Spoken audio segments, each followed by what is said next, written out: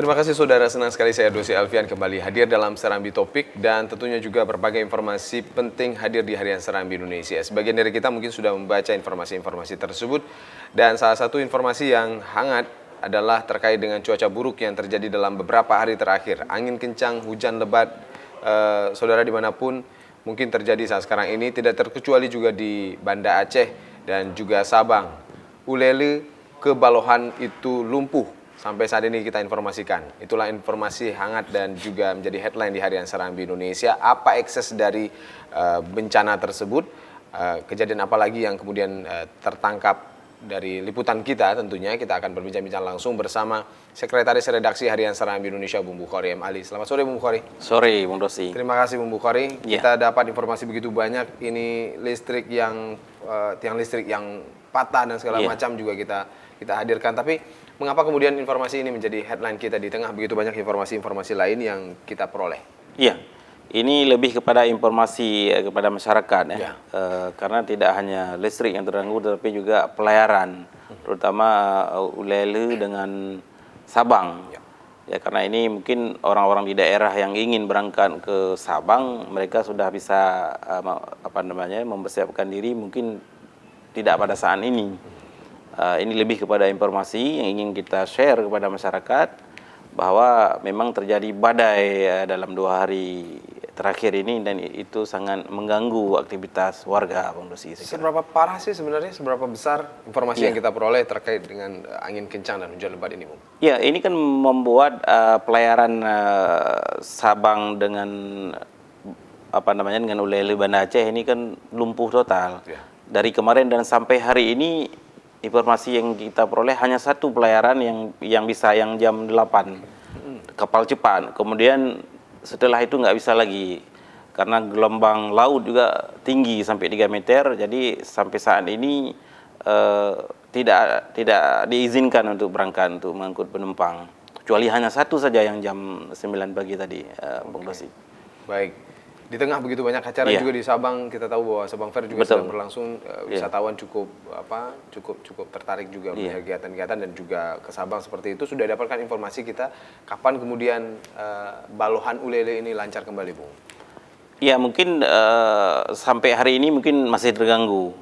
Ya, kalau tidak ada gangguan mungkin besok baru bisa berjalan meskipun tidak normal betul ya. Karena kapal cepat ini mungkin pada pagi hari gelombangnya belum begitu tinggi, Bung Dosi. Tapi begitu jam 9 ke atas, itu udah mulai naik gelombangnya dan itu mengganggu pelayaran sehingga harus ditunda. Malah tadi ada yang sudah berangkat beberapa kilometer, beberapa mil, kemudian diperintahkan untuk balik kembali ke pelabuhan. Jadi dianggap sangat berisiko kalau nekat untuk melakukan pelayaran ke Sinabang karena ini kan menyangkut keselamatan penumpang, saya kira. Itu Balohan Ulele atau seperti apa, Bung? Dari Ulele tadi. Dari Ulele ke Balohan. Ke Balohan mau berangkat, tetapi diminta balik kembali ke Ulele. Untuk pelabuhan yang lain juga ada akses dari angin kencang ini tidak, Bung? Kita tahu bahwa kita juga di Aceh sendiri juga ada pelayaran antara dari Labuan Haji Aceh Selatan ke Simelu misalnya. Apakah ini juga terganggu?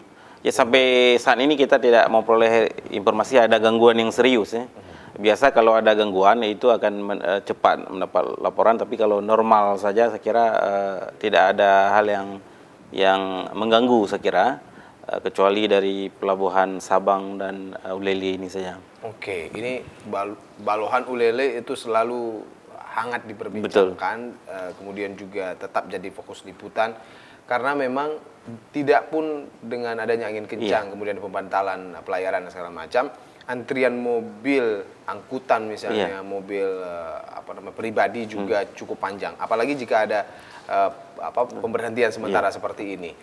Bagaimana informasi ini kita dapatkan? Apakah kemudian sudah banyak antrian-antrian? Sudah pasti. Malah para penumpang sudah punya tiket, tetapi mereka tidak bisa berangkat. Malah ada yang bertahan pegang tiket di tangannya. Jangan-jangan ini mungkin setengah jam atau 1 jam, 2 jam kemudian bisa berlayar. Bisa berangkat gitu ya. Tetapi nyatanya sampai sore kemarin mereka tidak bisa berlayar karena nggak diizinkan oleh Syah Bandar, tidak mengeluarkan izin pelayaran. Hal yang sama juga terjadi hari ini. Jadi mereka juga sudah pegang tiket, jangan-jangan nanti bisa, karena kalau ditukar kembali duitnya akan dikembalikan oleh pihak pelabuhan.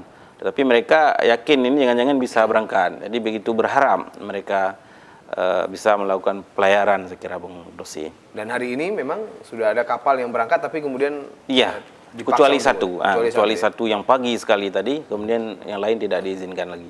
Oke, selain ekses angin kencang ini, kemudian lumpuhnya balohan Ulele seperti Iya. itu, apalagi ekses lain yang terekam oleh teman-teman? Iya, dalam 2 hari ini kan terjadi tumbangnya beberapa tiang listrik ya, dan ini mengganggu arus listrik yang ada di Banda Aceh. Ada 9 tiang yang roboh.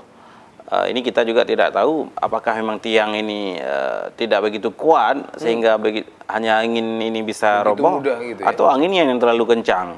Ini tapi banyak juga pihak yang menduga ini mungkin tidak terlalu kuat tiangnya, karena kan biasa sering seperti itu tidak roboh. Nah, ini yang juga jadi perhatian fokus kita. Kita berharap ini cepat diselesaikan, dan insya Allah tadi malam kan sudah mulai normal saya kira listrik di Banda Aceh. Ini bukan tidak mungkin Bung Dosi, dalam beberapa jam ke depan atau hari ini atau besok juga badai yang sama akan tetap melanda Banda Aceh. Karenanya kita juga ingin menginformasikan dari BMKG bahwa masyarakat tetap harus berhati-hati terhadap badai ini. Oke, terkait dengan tiang listrik yang tumbang di mana-mana seperti itu yang kita informasikan, bagaimana sikap dari PLN sendiri kita lihat, Bung? Apakah sudah sigap untuk mengantisipasi hal ini supaya arus listrik yang akhir-akhir ini seksi dibicarakan ini sudah tepat mereka lakukan atau seperti apa menurut Anda? Iya, kalau saya lihat ini memang lagi musibah ini PLN ini. Jadi udah harusnya tidak kekurangan daya, kemudian tumbang lagi berkali-kali dan besok diprotes lagi. Mereka memang kalau kita lihat di lapangan bekerja 24 jam untuk memperbaiki instalasi listrik yang memang terganggu ya, rusak akibat robohnya ini. Di satu sisi kita memberi apresiasi karena bekerja siang malam, tapi di sisi lain kita juga menyesali mengapa angin yang seperti ini bisa roboh. Ya. Ini kira-kira begitu. Ini masih dalam pertanyaan. Baik. Iya. Terakhir kita masih akan fokus di liputan ini, Bung, karena pernyataan dari BMKG sepertinya juga sudah kita kita hadirkan di Harian Sarambi Indonesia, atau seperti apa nantinya? Ya, kita tetap akan memantau pelayaran pelabuhan ya, karena ini kan informasi yang sangat penting untuk masyarakat yang ingin melakukan aktivitas baik dari Banda Aceh menuju Sabang atau dari Sabang ke Banda Aceh. Jadi tidak hanya di media print, tapi online kita juga tetap update setiap saat. Baik, terima kasih Bung Bukhari Ali atas bincang-bincangnya hari ini. Dan saudara, demikian perbincangan kami bersama Sekretaris Redaksi Harian Serambi Indonesia Bung Bukhari M. Ali. Dan tentunya juga seperti yang disampaikan tadi, dapatkan informasi-informasi lainnya juga di tribunnewsaceh.com atau di serambinews.com, saudara, atau dengarkan juga 90,2 Serambi FM. Saya Dosi Alfian. Sampai jumpa.